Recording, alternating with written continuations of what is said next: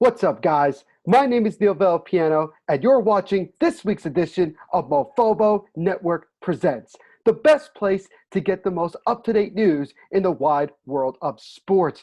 Thank you guys, as always, for taking some time out of your day to check this episode out. We always have great topics to discuss here on Mofobo Network, and today is certainly no exception. Today, I am going to be going through my top 12 list of players in the U.S. men's national soccer team that I feel are going to be the main guys to watch in the future as the U.S. men's national team becomes ultra competitive. Now, the U.S. men's national team actually has two friendly matches coming up, one this week and one next week. They actually play tomorrow on November 12th. I'm recording this on November 11, 2020. They have a match tomorrow against Wales. And then the following Monday, November 16th, they take on Panama. So not every player that I mentioned on this list is actually going to be at this camp that the U.S. men's national team has right now. But these are the 12 players that I am the most intrigued about, because when you look at this team and you look at the future of it, the future is bright and it's very young. A lot of these guys are not even 20 years of age yet, and they're already some of the biggest name talents in the world, and they're playing at some of the top clubs in the world. Barcelona, you have Juventus, you have Bayern Munich, you have a bunch of others. So there's a lot of excitement with the U.S. men's national team and what it can possibly be, not just for the 2022 World Cup, but possibly in the 2026 World Cup, which is going to be taking place in North America, Canada, the United States, and Mexico. So we're going to go through my list. I'm going to read to you a little bit of what I got from some people talking about that specific player. So we have a bunch to get to. So without further ado, let's kick some Mofobo. So like I mentioned before, the U.S. men's national team will have a long list of riches when it comes to talent for the 2022 World Cup, because obviously that's the next closest World Cup that we have. And we still don't know for a fact if it's going to be on time. You know, obviously, because we're still dealing with the COVID-19 pandemic, there's still a lot of questions that have yet to be answered. And hopefully within the next, 8 to 12 months, we'll have somewhat of a definitive idea as to what to expect. Is it going to be moved back, or are we going to be on time? I would imagine that hopefully by that time, we probably will have some form of vaccine and we can get back to some form of normalcy. And I do believe that by that time, the World Cup will be actually able to be played on time. But let's kick things off with this list with obviously the most recognizable face and the future of the U.S. men's national team, and that is Christian Pulisic, the forward from Chelsea. Now, obviously, we all know who Christian Pulisic is, and we know what he's done. Let me read to you a little bit of what they're saying about him right now. He has become a key figure in Chelsea's attack under their manager, Frank Lampard. He has taken his game to the next level, a world-class star in the making, according to Lampard. So Pulisic obviously has elevated his game to another level and is going to be certainly, with him being obviously Captain America, he's certainly going to be the focal point when it comes to the future of this team in 2022 and also in 2026. The next player that we have is Weston Mckennie, who right now is on loan from Schalke, which plays in Bundesliga. He's on loan to Juventus, the Serie A Italian giants there. So obviously there was a lot of eyebrow raising, type of reaction when Weston Mckennie announced that he was going to be put on loan to Juventus. He wanted to go there. Juventus wanted him. And that's another reason as to why I said before why it's so important that a lot of these big name players in the U.S. men's national team are playing in these big clubs, because maybe they're not getting the world's greatest amount of playing time, but they're playing with some of the best players in the world. For Weston Mckennie, he's playing with Cristiano Ronaldo, and that's going to elevate his game to another level, and it's going to want him to push even harder to become even better, and also to help push the rest of his teammates on the national team once they actually start playing together.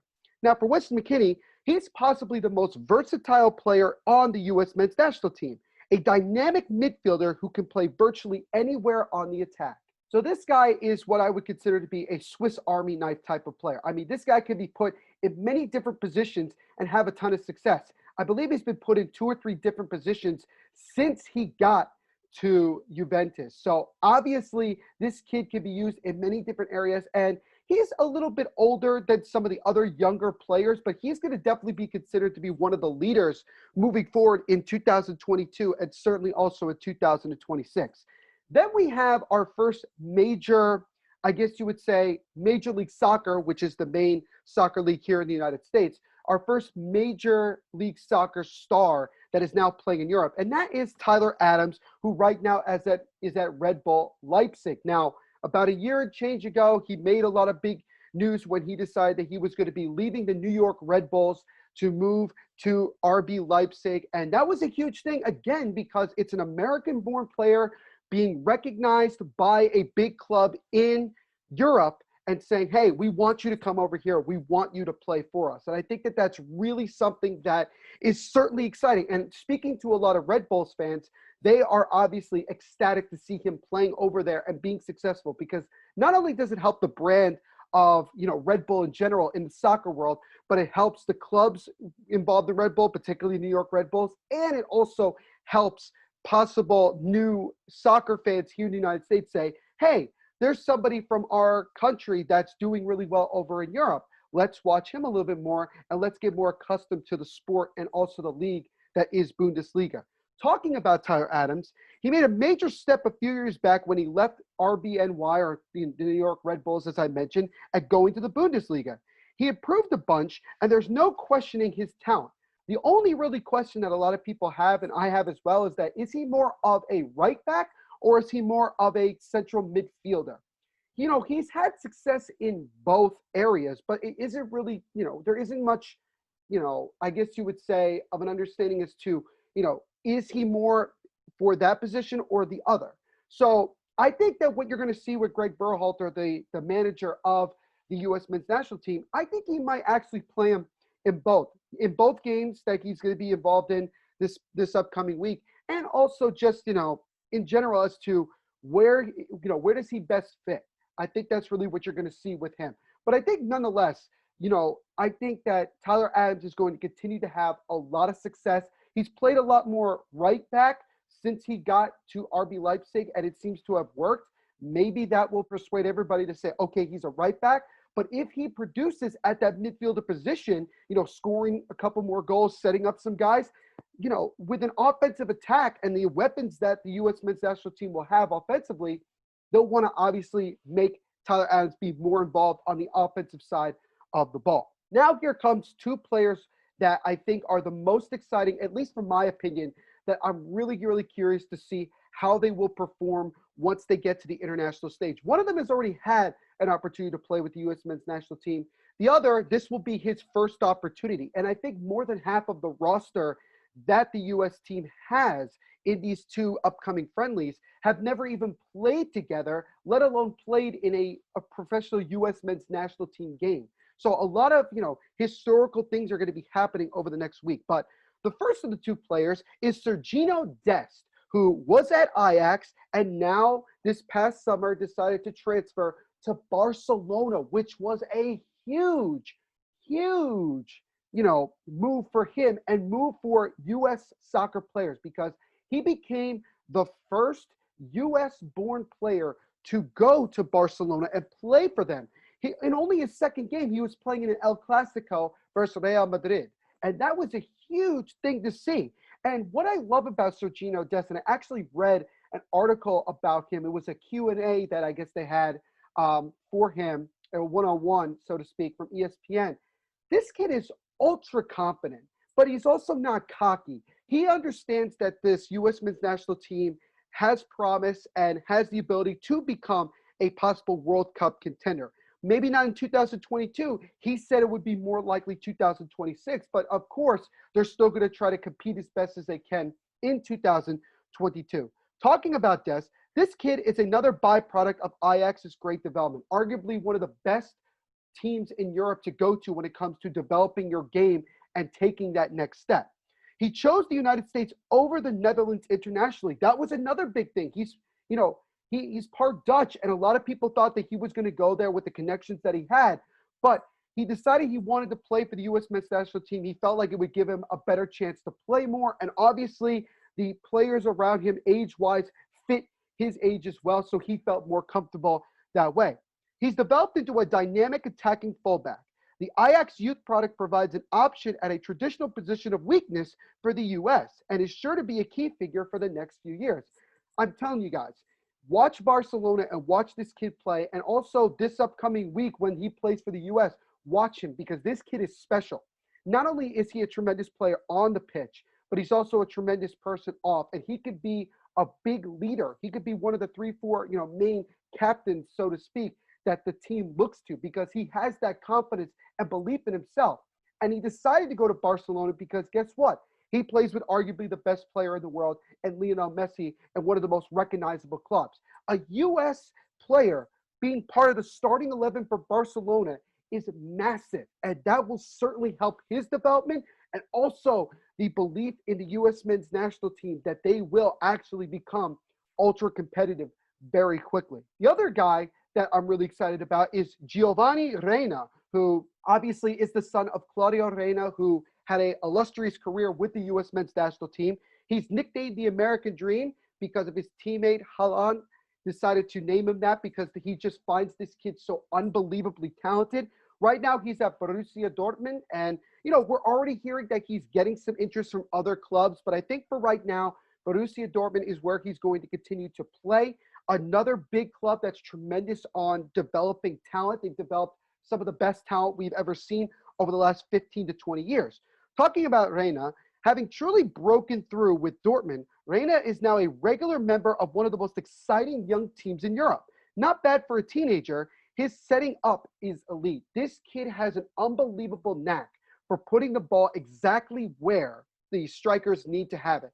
I remember last year in the Champions League, he made his first appearance against Paris Saint-Germain, and he made a gorgeous pass to Haaland, who was able to knock it into the back of the net and score. And everybody was like, whoa, who's this kid? Where did he come from? And the fact, again, is another very young 17, 18-year-old American playing for a big, well-known club in Bundesliga like Borussia Dortmund. It just puts U.S. soccer on the map and really tells people, wow, the future is really bright. And this kid, just like Dest, is super special. And it's going to be exciting over these 2 games coming up, what he's able to do.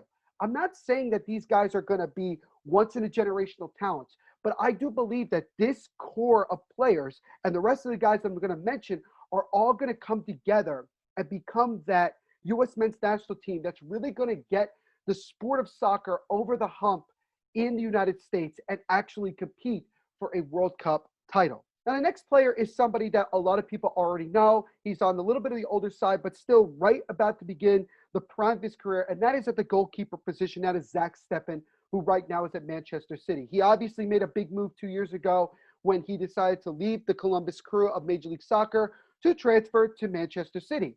Now, he had been playing a couple seasons on loan to another team, Dusseldorf to be exact, but now he's on Manchester City's club. I believe he's considered the backup goalie at the moment, but a lot of people see him as the goalkeeper of the future for Manchester City and playing for one of the top 3-4 clubs in the Premier League, which is considered to be the toughest league in soccer in Europe. That's really, really awesome for him, and that's huge. And that will help him develop his game because he's taking on arguably some of the best players in the world game in and game out. After a generally solid season in the Bundesliga with Fortuna Düsseldorf, that was impacted by injuries, he has returned to Manchester City where he will serve as Pep Guardiola's cup goalkeeper. So a lot of those smaller cups, he's going to be the one that's playing because remember, Manchester City's main focus is obviously trying to reclaim the Premier League title. Steffen's development will be vital to the U.S. men's national team hopes going forward as he still hopes to become the next in a long line of top-level American goalkeepers. He does have the potential, if everything works the way it's supposed to and he can stay healthy, to be one of the best, to be possibly the second greatest goaltender ever, or even the best passing Tim Howard. Obviously, that's the bar that everybody sets. Can you be better than what Tim Howard was able to do? Now we're going to get to even younger players who don't have as much notice of, but I'm going to put notice here because trust me, these kids are good. First one is Josh Sargent, another player that I think a lot of people have heard of before. He's at Werder Bremen, which is in the Bundesliga in Germany. After shining in a limited role in his first season, Sargent struggles in the 2019-20 season. Could be a turning point for a player that still has plenty of potential and a chance to lead the line in 2022. You know, he's kind of been up and down where sometimes he'll show flashes of brilliance, but I think that now that they have a new coach, a new system, and a fresh opportunity, I believe that Sargent will be able to take advantage of that and show the offensive capability that he's able to. This guy can put goals in the back of the net when he's putting in the right position. So that's the thing you're going to want to watch for going forward. The next guy is Chris Richards, who right now is at Bayern Munich in the Bundesliga. He just made his first, I believe, either start or appearance about a week or two ago for Bayern Munich, which is huge. He also got called up for the U.S. men's national team for these 2 games. So he'll obviously be another player to watch out for.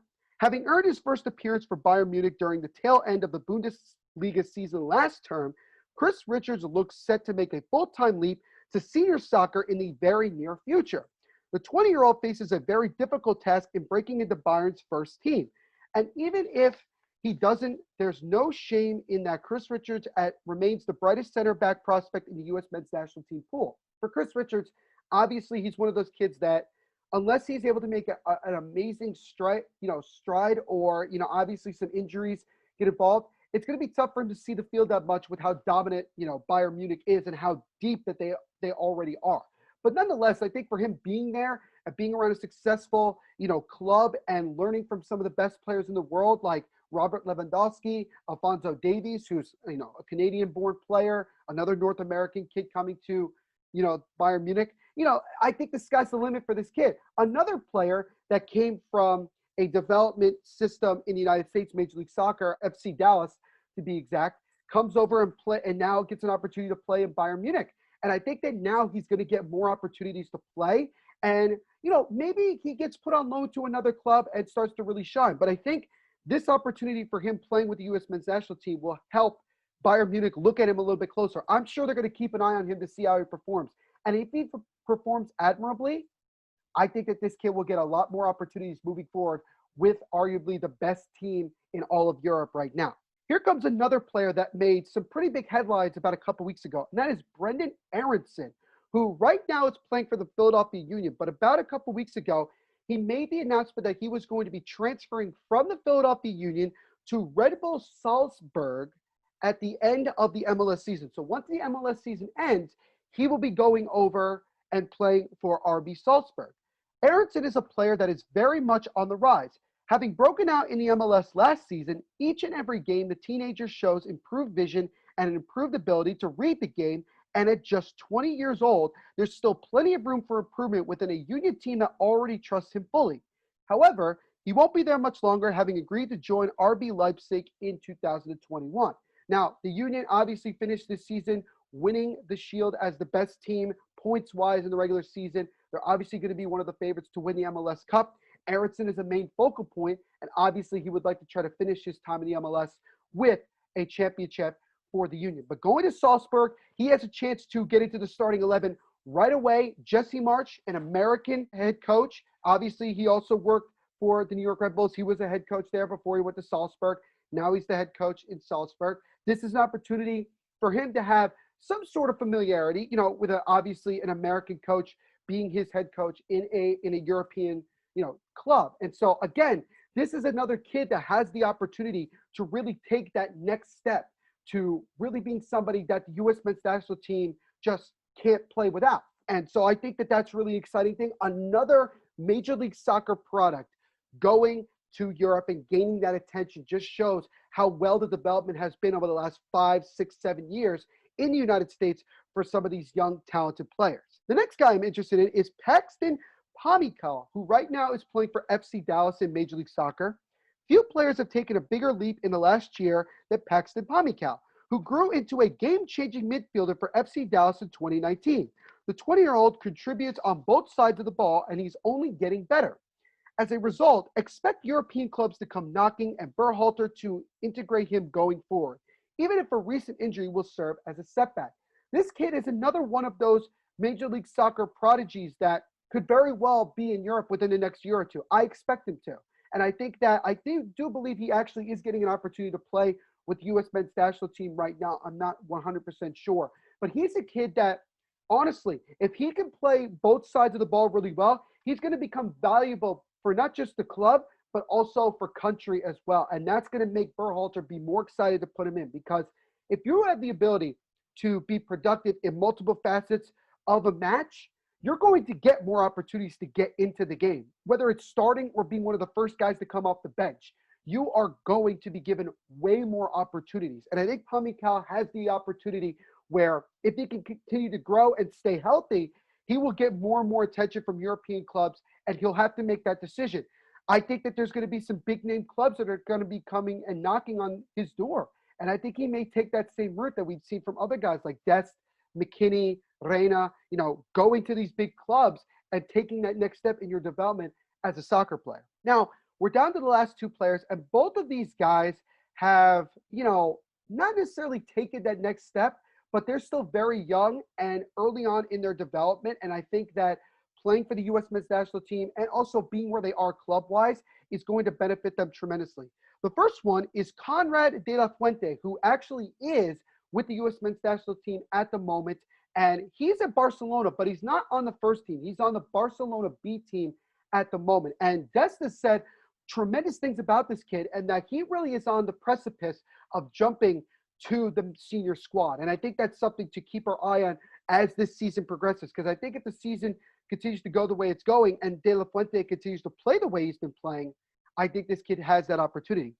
Having the talented winger this high is very much based on potential, but it's not often you see an American rise through the youth setup at a club like Barcelona. Konrad de la Fuente wasn't out of his depth despite being one of the youngest members of the under-20 squad at the most recent World Cup. He has to work on his decision-making in the final third, but as he perhaps for a jump to Barcelona B, it seems he's on the right track. This is one of those kids that has a lot of really, really high potential, but you have to take it slowly. You can't put too much on his plate. He needs to take things one step at a time. And right now he's on the second, on the B team for Barcelona, and he's nearly scratching the surface on making the senior squad. And I think as you'll see some of the other older players on that club start to leave, I think De La Fuente is going to get that look. I wouldn't be surprised if he got a bigger look, later on the season, especially if he does well in one or both of these matches coming up for the U.S. men's national team. Now, the last player on my list is a kid named Richie Ledezma, who plays for PSV, which is in the highest Dutch league. So he's all the way out there. Seemingly a perfect fit for Berhalter's midfield system. Richie Ledezma's technical ability should be a vital asset to the U.S. men's national team. When he does make the leap to the senior side, PSV apparently have faith in him, having extended his contract with the club. And there are a few better places for players to develop than the Eredivisie. Sorry if I said that wrong. I don't know Dutch. I apologize. But nonetheless, PSV, again, is another one of those clubs that does a tremendous job of developing its players and making them into stars. One player that I remember particularly is Sergino Wijnaldum, who right now is in a key role at Liverpool. He originally went to PSV, and he developed into that player, which attracted Liverpool to bring him there. So that's what I'm saying. So Ledezma obviously hasn't been able to take that next step to play on the senior squad, but he's scratching the surface just like De La Fuente. He's right there. He's just another little step, honestly, from actually reaching it. And I think because obviously PSV has been dealing with a couple players getting COVID and also with injuries, I think that he will take that opportunity and he will get a chance to go play for the senior squad. I wouldn't be surprised, just like De La Fuente, that Ledezma gets an opportunity by the end of the season. And again, I think he is actually also with the U.S. men's national team, but if he's not, if he does get an opportunity, that will help him that much further. But he's going to be another player to keep our eye on. And with that being said, that is the list of the 12 players, 12 young players in the U.S. men's national team system that I'm super excited to watch in the future. Let me know of any other players that I missed, any other guys that you want me to keep our eye on. I would greatly appreciate it. Just leave a comment down below, or you can message me on Twitter at THENVPSHOW, and also on Instagram at NVPQB11. Hey guys, it's your host, Neil Piano. Thank you guys so much for checking out this week's video here on Mofobo Network Presents. I greatly appreciate that you guys took some time to check this out. If you did enjoy this video, please make sure to leave a like, also subscribe, hit the notification bell so you don't miss any new videos that we post every single Wednesday, and also just leave a comment and let me know what you guys think of the video and everything else like that. So please do that. I would greatly appreciate it. If you want to check out more of this YouTube channel, like I said, subscribe, hit the notification bell. Also, make sure to subscribe to the Mofobo Network Facebook page, where there you can stay up to date with the new videos that we post. We also have a podcast for Mofobo Network. It's called Mofobo Network Podcast, where it's available on Anchor and Spotify. Just like here on Mofobo Network Presents, we post new episodes of the podcast every Tuesday and Thursday, talking about the most up-to-date topics and content in the wide world of sports. So please go like and subscribe to that as well. You can stay up to date with the podcast, just like Mofobo Network Presents as well, on the Mofobo Network Facebook page. You can follow me on my personal Twitter at THENVPSHOW, and also on my personal Instagram at NVPQB11. If you want to continue to check out great content that I put out, you can check me out as the host of the Devils State of Mind podcast, which is the New Jersey Devils hockey team-based podcast on the Hockey Podcast Network. On this podcast, in which we post new episodes every single Monday, I talk about all the news and notes and all exciting things happening with the New Jersey Devils, as well as hockey news in general. We have great guests that come on with some just great stories and so much fun. So please go check that out as well. It's available wherever you listen to podcasts, so SoundCloud, Spotify, Google Podcasts, iTunes, wherever. Just search Hockey Podcast Network or Devils State of Mind, and you'll find it.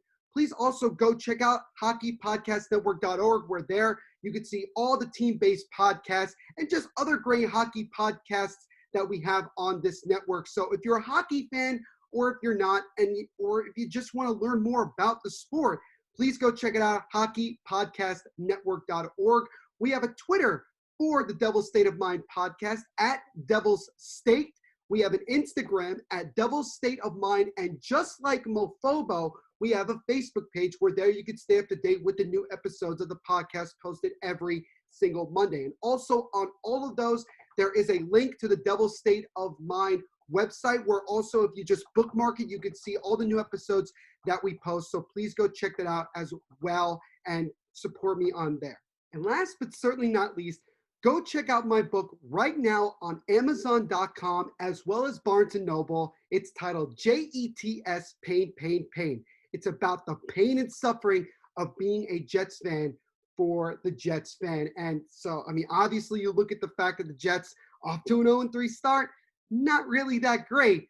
But this book will certainly help you understand more about, why the team is the way that they are, why they've been this way for so long. We go through a lot of great painful stories, painful moments, painful player decisions, and everything else. So please go check that book out. If you're a Jets fan or a football fan, if you know someone who's one of those, or if you just want to support me, go check it out. It's available for hardcover and ebook for the price of $19.69. And if you're a Jets fan or a football fan, you probably guessed why I chose that price. So please go check it out on Amazon and Barnes & Noble. Again, JETS Pain, Pain, Pain. So thank you guys very much once again for checking out this edition of Mofobo Network Presents, and we will see you in the next video. And as I always say at the end of every single video, no matter what's going on in the world, no matter what hardships you might be dealing with, just remember, when you wake up in the morning, to think positively, have a smile on your face, and kick some Mofobo. So thank you guys very much, and God bless.